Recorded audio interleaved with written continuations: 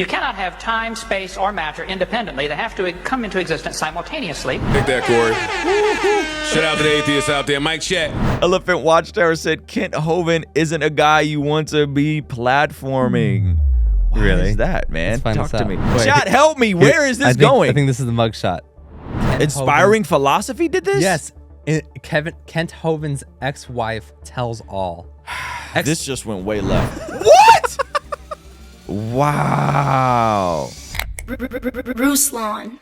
Joe Budden opens up his latest episode with a Christian apologist, a classic Christian apologist. I don't even know what to make of this. And we were able to do a little bit of research and track down who it was exactly. So we're going to jump right into this video of Joe Budden's latest podcast, 598, where they open up just straight Christian apologetics about God existing. It's pod day. Beginning of the universe. God, spiritual matter, impact on material matter. Okay, your question, where did God come from, assumes that you're thinking of the wrong, obviously it displays that you're thinking of the wrong God. Because the God of the Bible is not affected by time, space, or matter. If he's affected by time, space, or matter, he's not God. Time, space, and matter is what we call a continuum. All of them have to come into existence at the same instant. Because if there were matter but no space, where would you put it? If there were matter and space but no time, when would you put it? You cannot have time, space, or matter independently. They have to come into existence simultaneously. The Bible answers that in 10 words. In the beginning, there's time. God created the heaven.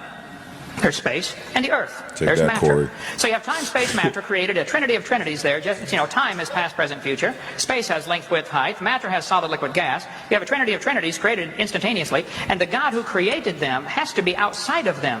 If he's limited by time, he's not God. The guy who created this computer is not in the computer. He's not running around in there changing the numbers on the screen, okay? The God who created this universe is outside of the universe. He's above it, beyond it, in it, through it. He's unaffected by it.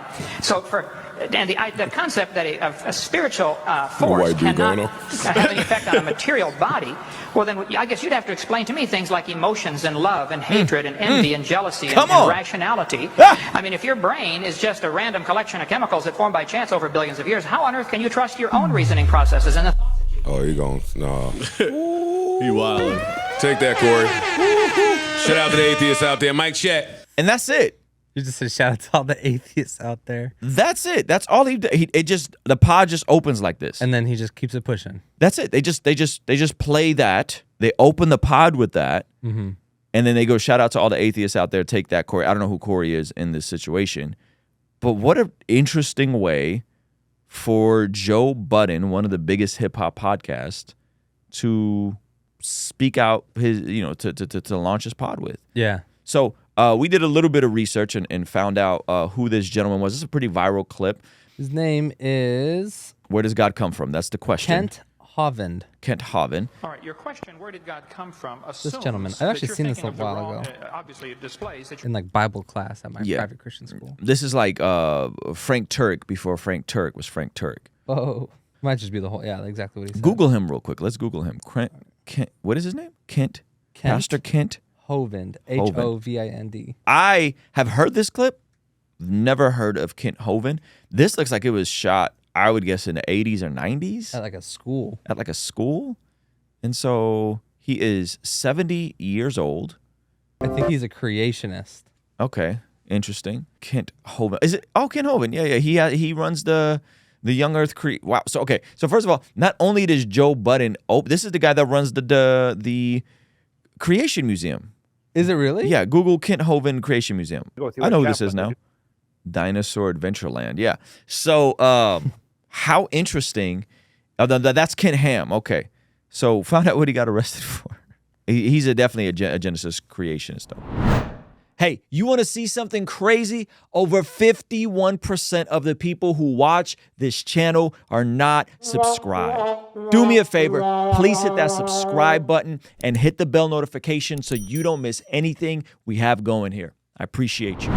This is just some background. He is a controversial figure in the Young Earth Creationist movement whose ministry focuses on denial of scientific theories of the fields of biology, evolution, geophysics, and cosmology in favor of literalist interpretation of the Genesis creation narrative found in the Bible. Hovind's views which combine elements of the creation science and conspiracy theory, are dismissed by the scientific community as fringe theory and pseudo-scholarship. Sheesh! Hovind established creation science evangelism in 1989 and Dinosaur Adventureland in 2001 in Pensacola, Florida. He frequently spoke on young Earth creationism in schools, churches, debates, and on radio and television broadcasts. Hold on real quick. Why do you... Elephant Watchtower said Kent Hovind isn't a guy you want to be platforming. Why is that, man? Talk to me. We're going to get to the bottom of it. We're going to get to the bottom of this. Because this video, I thought it was going to be a Joe Budden shows Christian Apologist on his channel. Now it's like, oh, he's a young Earth creationist. He has a mugshot. Where is this going? Okay, by the way. Chat, help me. Where is this going? I think this is the mugshot. Oh, yeah, that's definitely a mugshot. Okay. He is Doctor of Education. He would go to universities and debate the existence of God and the theory of evolution. He was arrested on charges and transferred to different prisons and locked up. But why? Here we go. Hold on. His son, Eric Hovind, took over operations of CSE after Hovind began serving a 10-year prison sentence in January 2007 for federal convictions for failing to pay taxes.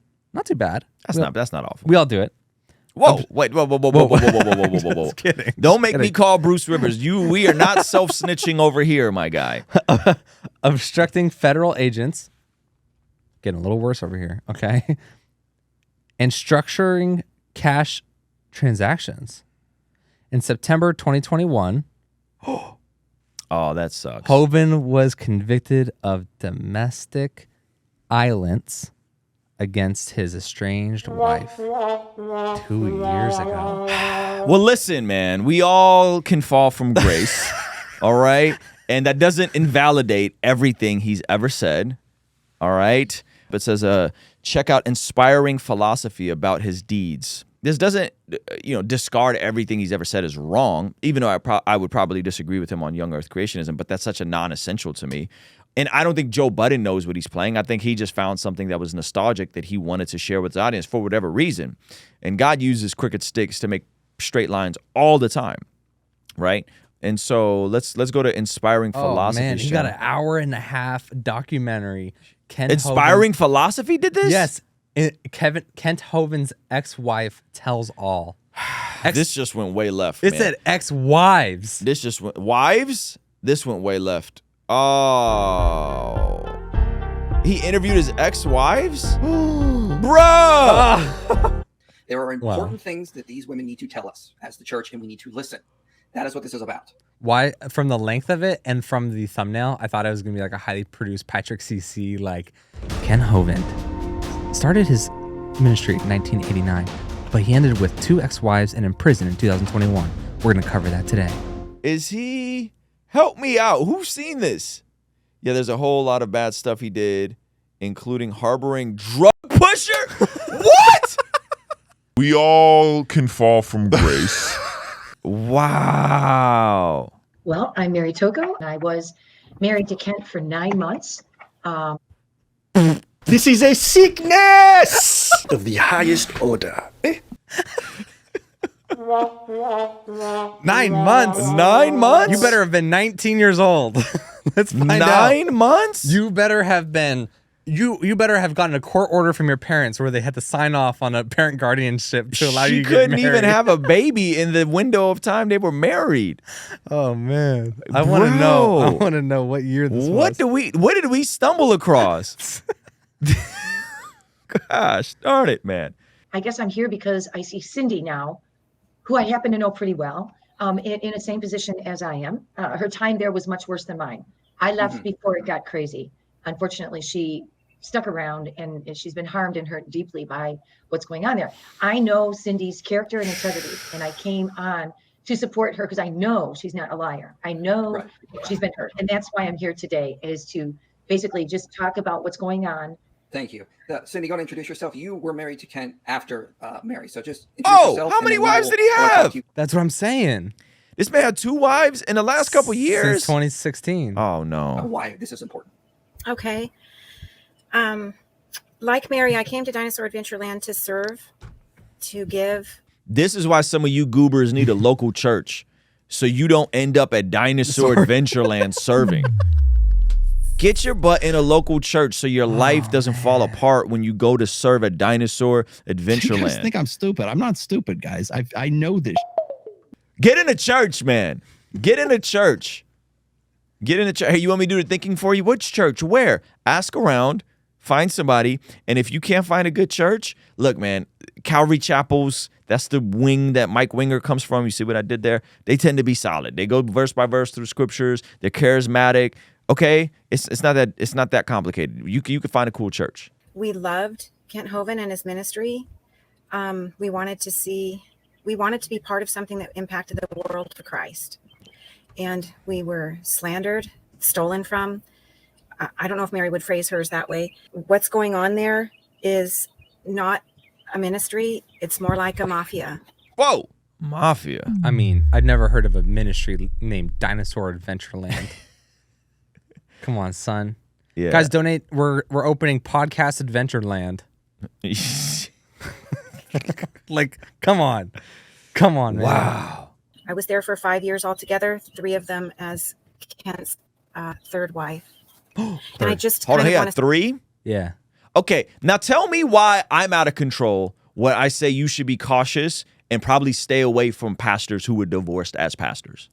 Leave me a comment and tell me why I'm wrong for saying that. And you're saying because it keeps happening. Because there's clearly a pattern here with all these goobers. Yeah. Tell me why I'm wrong for saying, hey, I would never attend the church of a man who was in ministry, got divorced, and continued ministering. Tell me why I'm wrong. Some of y'all get triggered with your favorite celebrity or whoever, and it's like, bro, no. If a pastor goes through full-on divorce or adultery and stays with his wife, stays in the pulpit, that's a red flag. That's a red flag. Keep your house in order. 1 Timothy 3. People always come for, you're supposed to never go to a divorced pastor's church. Yes. I'm not talking about somebody who was divorced 25 years ago before they were a Christian. I'm talking about somebody in ministry, divorced, and continues ministering and remarry. that many marriages. I never wanted more than one. But as a lot of people realize, sometimes you realize that the person you're involved with is morally, you can't stay with them without doing what they're doing or being abused or all of the above. This is important for me is because when Ravi Zacharias was abusing women, the women that came forward were attacked and ridiculed and horrible things happened to them. And we as a church failed them. We can't let that happen again. Pause it. So I think we've entered a new era because of the internet and because someone like Michael from Inspiring Philosophy or someone like myself can build an audience, and we don't need the stamp of a celebrity preacher or someone's covering to speak truth. Oh, yeah. Right? And so I think that, believe it or not, I actually think this is a good thing. Like, I think this is a good thing that stuff like this is getting exposed. That is brutal. Gosh darn it. It doesn't matter what you've done, how bad a sinner you've been, God can save you and forgive you. He's living by that for sure. Oh, man. Wow. Interesting. He definitely thinks that creationism is the gospel. It sounds like this is definitely like creationism isn't essential in his world. Oh, 100%. And that is not right. Because I think you can be a non-creationist and love Jesus. I think you could be a variety of things and still love Jesus. With regards to the beginning doctrine. Hey, this clip is from our daily after party stream. If you enjoyed it, consider signing up for our Patreon community for only $5 a month, where you get access to the replays of our daily after party streams, as well as the uncut extended versions of our podcast, Discord access that's private, and a discount code for our merch store, only $5 a month. And ultimately, it's the best way to help us contextualize the gospel of Jesus using media, podcasting, and of course, YouTube. The link for that is in the description or in the pinned comment. The perks are amazing. You should get on there. It's only $5 a month. I'll see you over there, all right? Peace.